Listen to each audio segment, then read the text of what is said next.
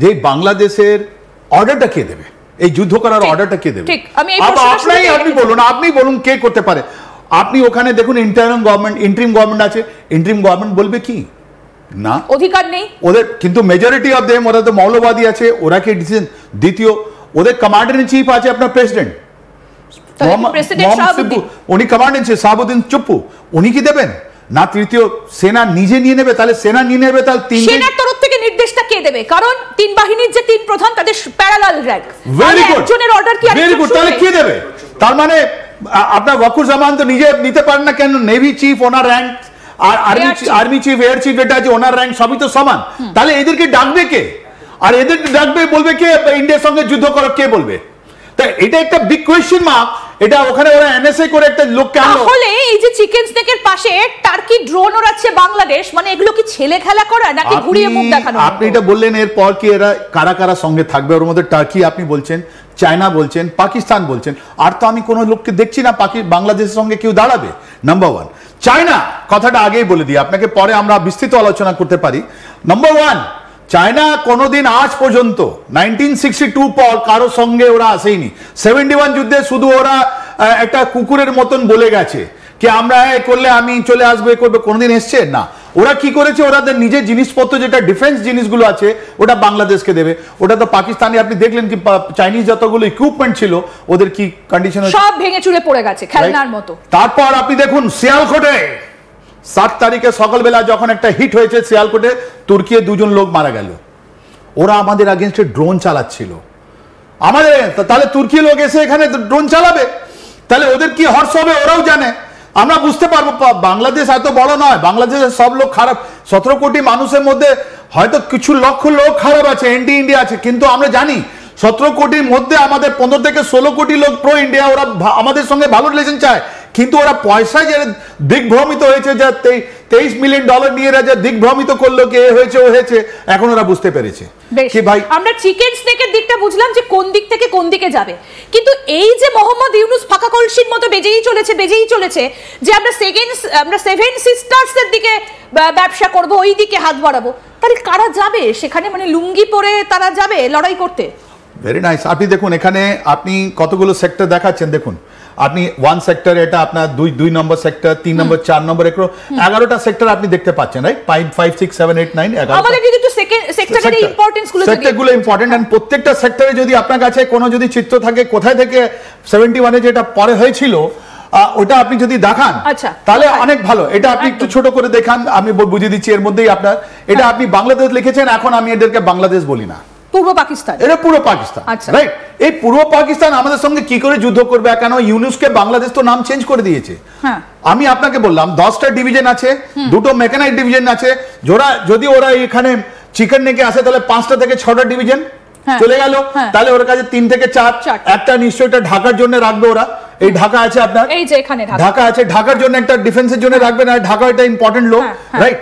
তাহলে অন্য high value target আমরা বলছি, ওর জন্য পাকিস্তান, বাংলাদেশ, ইস্ট পাকিস্তান আমাদের কোথায় যুদ্ধ করবে? তাই জন্য আপনাকে এই চিত্রটা, মানচিত্রটা আমরা দেখাচ্ছি। একটু ছোট করুন, দেখুন আমি বুঝিয়ে দিচ্ছি আপনাকে। দেখুন দেখুন কি করে হলো, নিচে দেখে এটা এইদিকে কলকাতা আছে, এখান থেকে একটা থ্রাস্ট গেছিল যশোর খুলনা গেছে, আপনি নিজেই জানেন, ওটা তাড়াতাড়ি ওরা ভেঙে পড়েছিল। তারপরে একটা আমাদের শিলিগুড়ি থেকে একটা আমাদের গেছিল, রাইট? একটা গেছিল সোজা আপনার এদিক দিয়ে মেঘালয় দিকে গেছিল, আর একটা গেছিল মোস্ট ইম্পর্টেন্ট যেটা জেনারেল সগত সিং 4 কোর নিয়ে গেছিলেন, উনি মেঘনা ক্রস করে ঢাকায় দাঁড়াদাঁড়ি পৌঁছলেন। তাই জন্য 14 তারিখে জেনারেল নিয়াজি কাঁদছিলেন, যেরকম আসি মুনির কাঁদছিলেন ওখানে। অ্যান্ড একটা গেছিল আপনার, এটা আপনার কি নাম বলি, what we call it, Chattogram দিকে, রাইট? এই দেখুন লাস্টের দিকে, এটা ভেরি ইম্পর্টেন্ট, রাইট? নাও এইটা চিটাগাং আপনি দেখেন, আপনি এর মধ্যে দেখুন এটা ফেনী, এটা বলি আমরা ফেনী, এটা আমরা বলছি ফেনী। ফেনীটা কি? আমরা ওকে চিনি, ভাই বোনকে, আমরা বাংলাদেশের ভাই বোনকে বলি, আমরা খুব সম্মান করি ওদের। আমাদের এরকম কোনো অফেন্সিভ আমাদের ডিজাইন নেই। ভারত বাংলাদেশে, ইস্ট পাকিস্তানের কোনো জিনিসকে আমরা নিতে চাই না। এই কিন্তু ফেনীটা দেখুন তো, এই ফেনীর জায়গাটা এই আপনার শিলিগুড়ি করিডোরে কম আছে না বেশি আছে, আপনি জেনে আশ্চর্য হয়ে যাবেন। এই চট্টগ্রাম ওরাও জানে কি এটাও একটা করিডোর ওদের আছে, ফেনী করিডোর। আমি বলবো, আমি চিকেন নেক বলে এটা আমি ওদের বেইজ্জত করবো না, বিকজ আমি জানি বাংলাদেশের যেটা আমাদের সেনাবাহিনী আছে, ডায়মন্ড, গোল্ড, ওরা খুব সুন্দর আমাদের সঙ্গে মুক্তিযোদ্ধা যারা আছে ওদেরকে আমরা স্যালুট জানাই, ওদের কাছে যে শৌর্য আছে, প্রোগ্রাম আছে, আমরা অভিভূত। এটা তো আপনি দেখাচ্ছেন ইস্ট পাকিস্তানের 1971 ওয়ার যেটা আপনি দেখাচ্ছেন, ওরা যাদের ওদের সন্তান, আমি জানি ওরা দুর্ধর্ষ যোদ্ধা, ওরা নিজের মাটিকে ভালোবাসেন, আমাদের যারা যোদ্ধারা আছেন।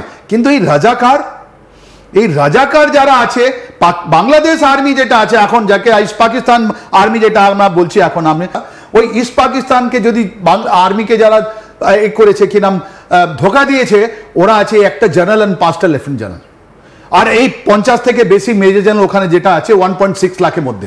ওরা এত ম্যানিপুলেটিভ হয়ে গেছে কি নিজের জন্য ওরা দেশ বিক্রি করে দিচ্ছে। ওর মধ্যে জেনারেল ওয়াকুরুজ্জামান আছেন, ওর মধ্যে 5 জন লেফটেন্যান্ট জেনারেল আছেন, ওর মধ্যে 50 মেজর জেনারেল আছেন। ওদের আপনি কর্নেলের সঙ্গে কথা বলুন, মেজরের সঙ্গে কথা বলুন, লেফটেন্যান্ট কর্নেল কথা বলুন, দেশপ্রেমী, ওরা দুর্ধর্ষ যোদ্ধা, ওরা দেশের জন্য করতে চায়। কিন্তু এই যে মুহূর্তে ওদের প্রমোশন স্টার্ট হয় আফটার দ্য কর্নেল, ওরা সব ম্যানিপুলেটর, ওদের জন্য ওরা দেশ বিক্রি করে দিয়েছে। ওদের জন্য দেশ বড় নয়, এটা বড়। তো এইটা আপনি যেটা দেখছেন, ওরা যদি 5টা থেকে 6টা যদি ডিভিশন কোন রকমে যদি এখানে না আনে, তাহলে এটা তো বাকি সব জায়গাগুলো তো খালি হয়ে যায়, খালি আছে। তার মানে ওদের চট্টগ্রাম খালি, ওদের আপনার ঢাকা অবধি পৌঁছানো ইজি। অপারেশন সিন্দুরে ভারত সেনা দেখিয়ে দিয়েছে যে কতটা ইজি। তাহলে আপনি বলছেন ইজি, ট্রিগার কি হবে? ভারতীয় সেনা তো পাকিস্তানে যেটা অ্যাটাক করলো এখন 7 তারিখে, ওর একটা ট্রিগার ছিল 22 তারিখ, 22 এপ্রিল আমাদের পাহালগামে ওরা গিয়ে আমাদের 26 জনের বলিদান নিয়েছে। তো এই ট্রিগারটা এখানে হবে, আর এইটাই মেসেজ আমরা পাঠাতে চাই, military message to the Bangladesh. আর ইস্ট পাকিস্তান যেটা বলা হয় আমরা এখন বলছি, ওই ইস্ট পাকিস্তানকে আমরা বলে দিতে চাই, ক্ষমতা আছে করে নাও, ক্ষমতা আছে যে কোনো জিনিস করে নাও। আমরা যদি একজন লোককে ধরতে পারি আর ওরা যদি বলে যায় হেফাজতে ইসলামের নাম, যদি জামাত ইসলামের নাম, যারা ওদের বলতে পারে এই যে নতুন তোমাদের এডুকেটরের নাম, মনে রাখবে আমরা 11 থেকে 13 দিন আমরা অপেক্ষা করি, বিকজ আমরা সনাতনী। আমরা ওটা মর্নিং পিরিয়ড ওটা বলি, ওদের বার্তা শান্তির জন্য আমরা প্রার্থনা করি।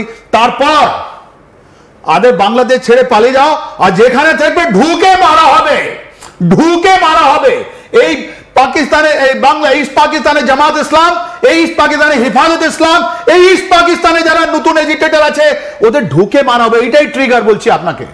এই ট্রিগার যদি কোন রকম ভাবে, এই যে শিলিগুড়ি করিডর, এখানে যদি কোন রকম ভাবে কোন নাশকতার একটা ঘটনা ঘটানোর চেষ্টা করে বাংলাদেশ, তাহলে পরিণামটা যে কি হবে সেটা আশা করি বাংলাদেশ এতদিনে বুঝে গেছে। অপারেশন সিন্দুর তো আমাদের মাদের জন্য আছে। আমাদের ওরা যদি একটাও কথা আপনার এখান থেকে পশ্চিমবঙ্গ থেকে আপনার শিলিগুড়ি করিডোর ধরে আপনার যদি আপনার আসাম, মেঘালয়, ত্রিপুরা যে কোনো জায়গায় ওরা করে, ত্রিপুরা, তাহলে ওই অপারেশন সিন্দুর তো আমরা বলবো না, অন্য কোন একটা হবে। কিন্তু এই জামাত ইসলামের চিফ, এই হেফাজত ইসলামের চিফ,